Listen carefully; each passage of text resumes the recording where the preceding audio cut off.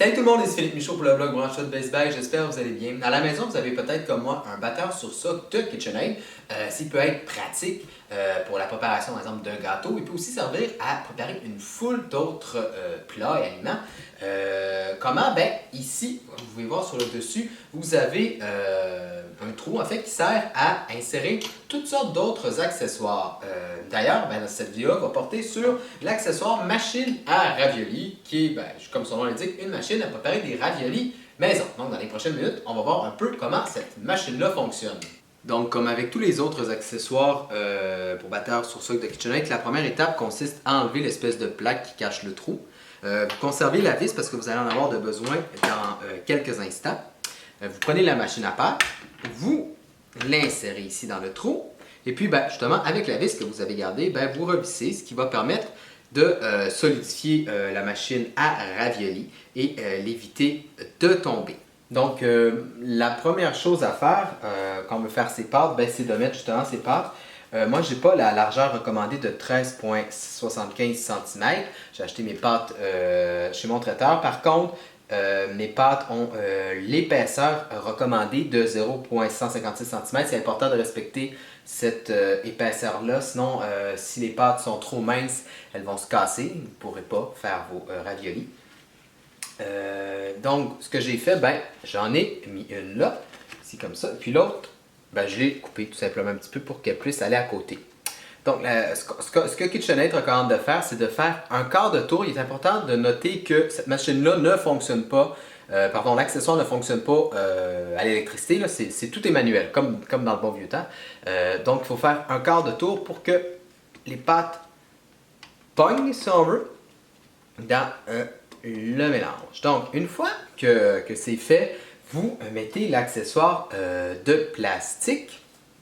Donc, l'accessoire de plastique se met ici, comme ça, on appuie comme il faut. C'est lui qui va vous permettre de mettre la farce. Donc, après ça, ben, avec vous avez une cuillère qui est incluse, là, vous prenez votre farce. Moi, j'ai pris une farce de viande hachée. Donc, vous la mettez à l'intérieur, comme ceci.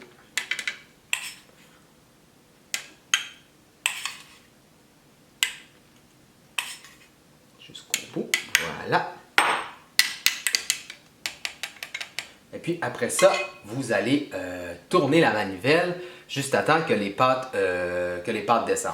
Donc une fois que vous avez mis votre farce, vous pouvez commencer à tourner. C'est quand même assez difficile. Il faut quand même de la force pour arriver à tourner.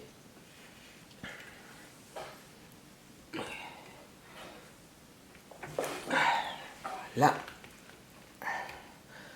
Puis, comme vous voyez, vous avez vos raviolis qui commencent à sortir.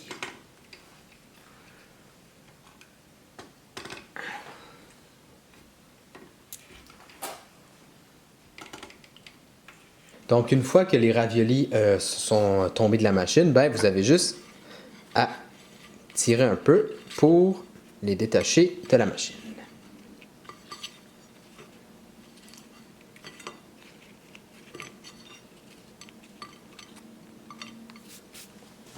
Donc, une fois que vous avez terminé de faire vos raviolis, ben, il faut les faire cuire.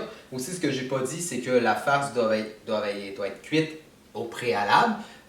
Parce qu'en fait, les pâtes, c'est à peu près 3, 4, 5 minutes dans l'eau. C'est à peu près juste pour les réchauffer dans l'eau bouillante. Donc, c'est ça. Donc, vous les mettez dans l'eau bouillante.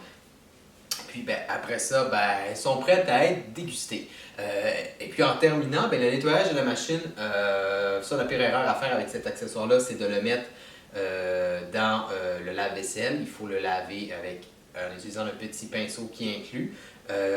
Cet article-là, vous pouvez, en plastique, le passer avec de l'eau, mais pour ce qui est du reste, là, il faut oublier de faire tremper ça dans l'eau. C'est pas bon, c'est en métal, ça risque de rouiller. Donc, voilà. Si vous avez besoin d'informations supplémentaires, je vous invite à lire ma critique complète sur le blog Branchot de Best Buy. C'était Philippe Michaud et je vous dis à la prochaine!